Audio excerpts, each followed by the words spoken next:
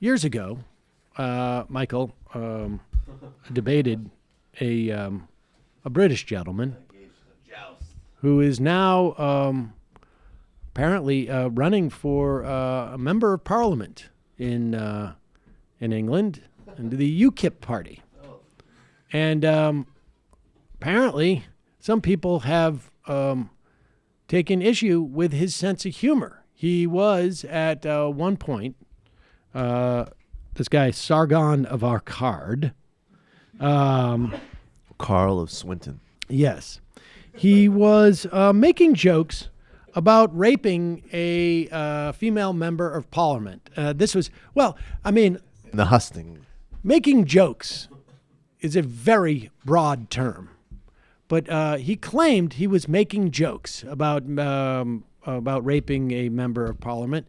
But the joke, not necessarily terribly sophisticatedly constructed.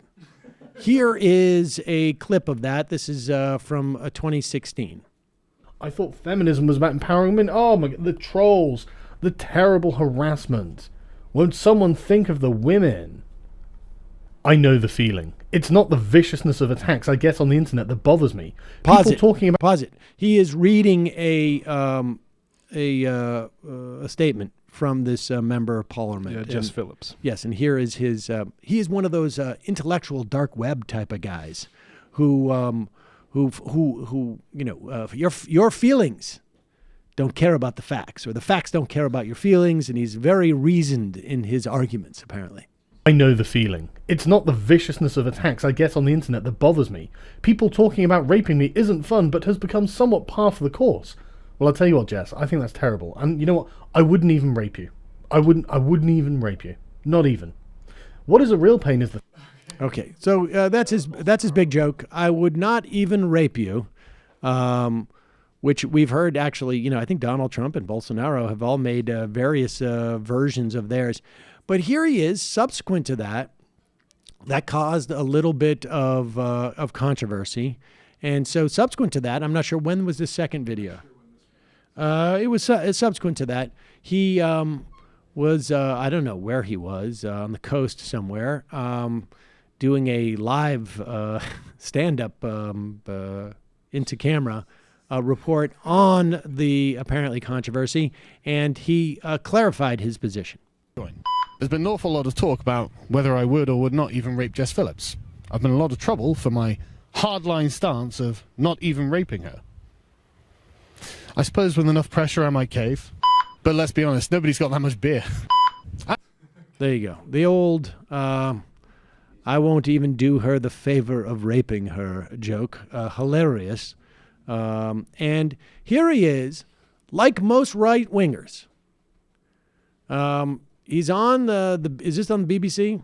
Yeah, BBC Southwest. He's on BBC Southwest. He's now running for a member of Parliament and is just completely offended that anyone would actually talk about that joke that he, as a grown man, was willing to own a couple of years ago, but now apparently his ambitions have changed in some way.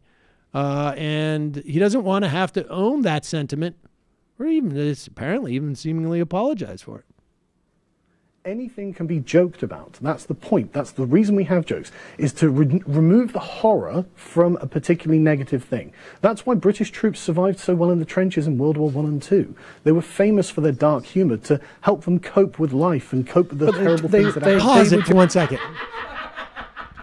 So, Sargon of our card is arguing that the reason why he was joking about why he wouldn't even rape this MP had to do with the horrible situation that I guess we're all in. Who's in the horrible situation that he's making these jokes to make it easier?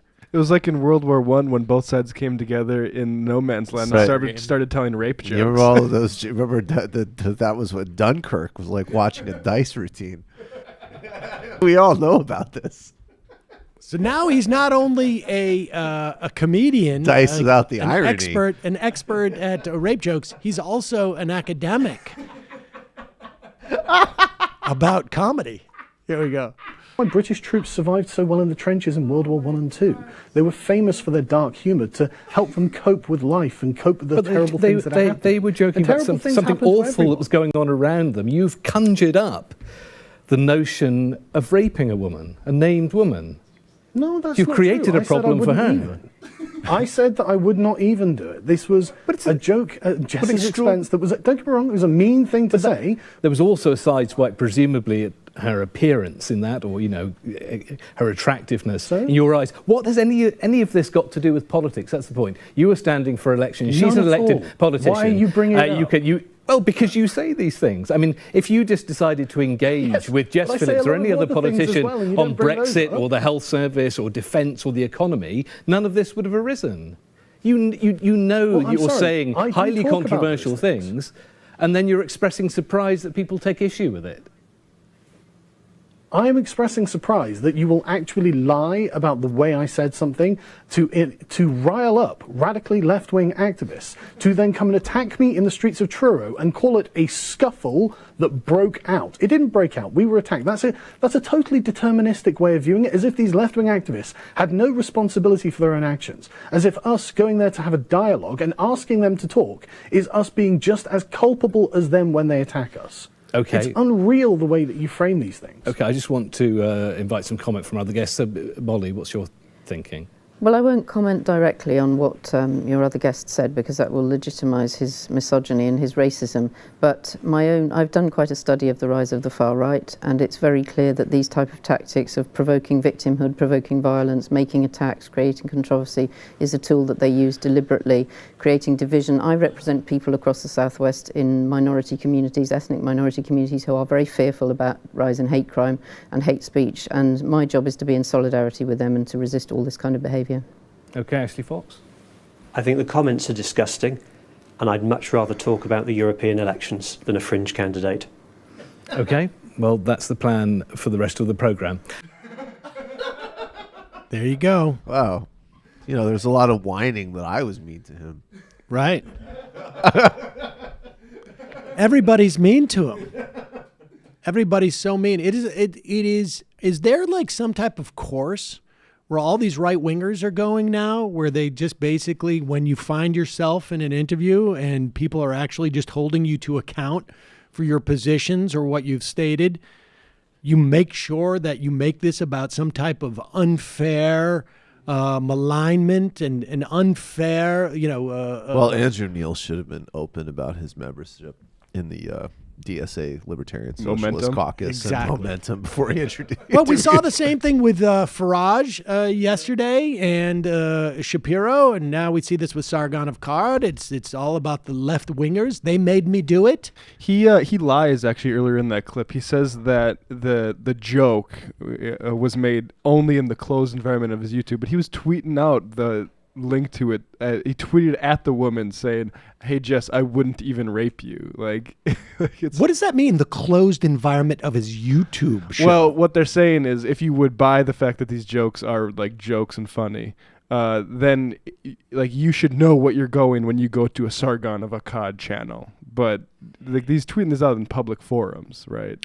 Yeah, I mean, and YouTube itself is fairly public. What does that even mean? Like, I mean, it's not, Howard Stern for years got in trouble for what he was doing, and he went into literally a closed loop where there was a subscriber base.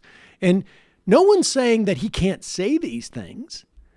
If he wants to have his own pay-per-view channel and nobody hears it except for people who've paid for it, or even if he wants to have his own YouTube channel and YouTube is okay with a comedian who has such finesse and expertise when it comes to rape jokes, that's his right. But the idea that you can then enter into the public discourse and be able to disown that part of what has got you to that seat. Right. Right? Like, I mean, That's why he's sitting there. It's not because he came up with I just dubbed myself Sargon of Akkad. I had no shows, and I just show up and I start running for this. And that's why I'm on TV. Ben Shapiro shows up and it doesn't, I don't need to account for the fact that I called, any Jews who don't subscribe to my narrow perspective on Judaism as not real Jews. The idea that, Mike Cernovich can go on Dave Rubin's show, and Dave Rubin, who supposedly is so concerned about decorum and about non-smearing and smear merchants. And Dave Rubin is going to go around going like, I'm not responsible for these things. I mean, you're all adults. You're all effing adults. You're responsible. You want to move into other segments of public discourse, own what you've said, and either renounce it and explain where that came from and where you are now on such a thing. It's not enough that Ben Shapiro I've got a page where I say the dumb things I've said on social media. Well, it's not just a question of dumb things. I want to know when Ben Shapiro writes, the Jewish people has always been plagued by bad Jews who undermine it within. In America, those bad Jews largely vote Democrat. Now, 75% of Jews vote for Democrats, at least. And so now he's saying those bad Jews largely vote Democrat. So he's saying that the majority of bad Jews who exist, he won't say how many of those are, vote Democrat. So either there's a small number of bad Jews, according to him, and they just add to the overwhelming number of good Jews who vote Democrat.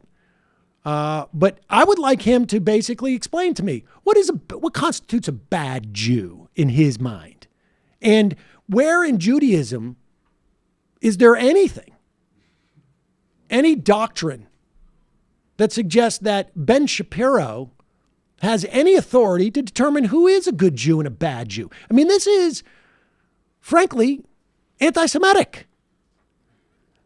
I mean, I would like to hear an explanation of how many Jews does he think are bad? The ones that aren't Orthodox, according to him. Has he said that? I feel like that's what he said. He went to the border. Yeah, I mean, he went to the border of that. He went to the border. And I think also any Jew voted for Obama. He's also gone to the border of. I mean, he is calling the majority of Jews in this country bad. Certainly the majority of Jews that exist, bad. I find that disgusting. And I would like to see him held to account. Look, there is a long history, or certainly a history amongst all peoples, of other people who are willing to attempt to claim superiority and determine who is a good Muslim or a bad Muslim or a good Jew or a bad Jew. I mean, in Catholicism, at least there is some type of structure ostensibly where, supposedly the Pope can do this. We have no Pope in Judaism. The rabbi is not in charge of people.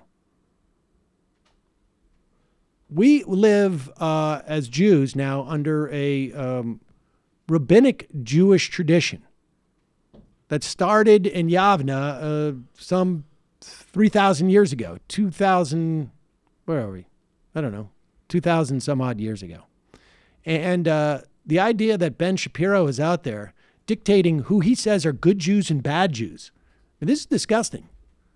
This is frankly, things that the Sonderkommandos did, right? Yeah. I'm offended. I would like to hear an explanation for these things, not just that it was a dumb tweet. That's not the ticket to. I want this guy held to account to explain what he means. Bad Jews. That is, look. I want to talk about anti-Semitic trope. Bad Jews? I don't know.